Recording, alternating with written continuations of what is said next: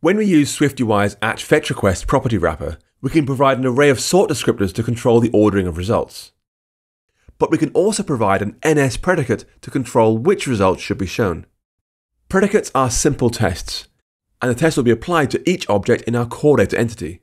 Only objects that pass the test will be included in the resulting array.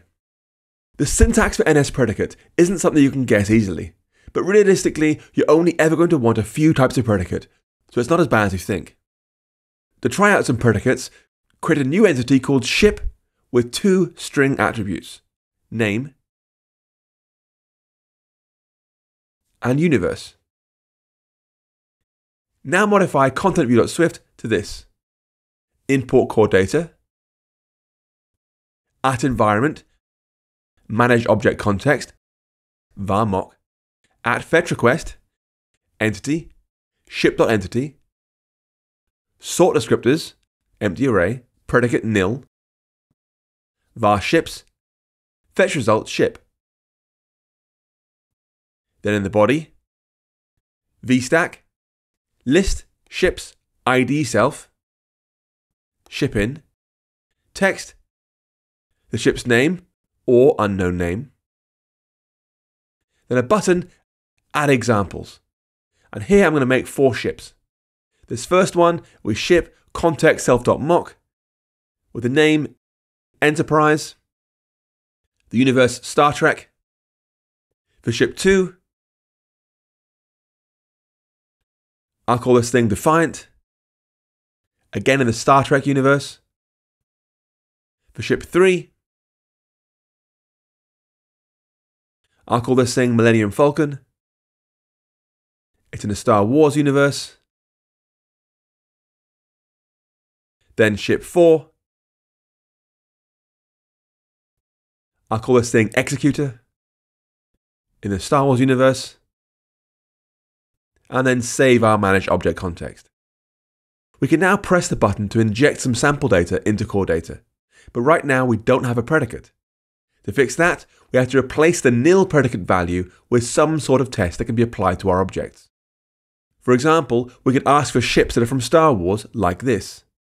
NSPredicate, format, universe is equal to Star Wars.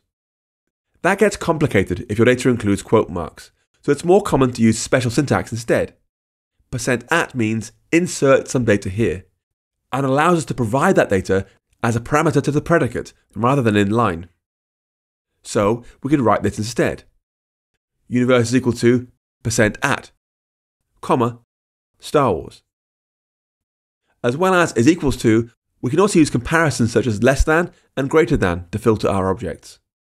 For example, this will return Defiant, Enterprise and Executor. Name is less than %at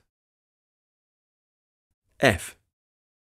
%at is doing a lot of work behind the scenes, particularly when it comes to converting native Swift types to their core data equivalents. For example, we could use an in predicate to check whether the universe is one of 3 options from an array, like this. Universe in %at, array of aliens, Firefly, Star Trek. We can also use predicates to examine part of a string using operators such as begins with and contains. For example, this will return all ships that start with a capital E. Name begins with %at, E. That predicate is case sensitive. If you want to ignore case, you have to modify it to this. Begins with C. I put a lowercase e here and it'll still work. Contain C works similarly, except rather than starting with your substring, it can be anywhere inside the attribute. Finally, you can flip predicates around using not to get the inverse of their regular behavior. For example, this will find all ships that don't start with an E. Not name begins with C %at. If you need more complicated predicates, join them using AND to build up as much precision as you need. Or add an import for core data and take a look at NS compound predicate.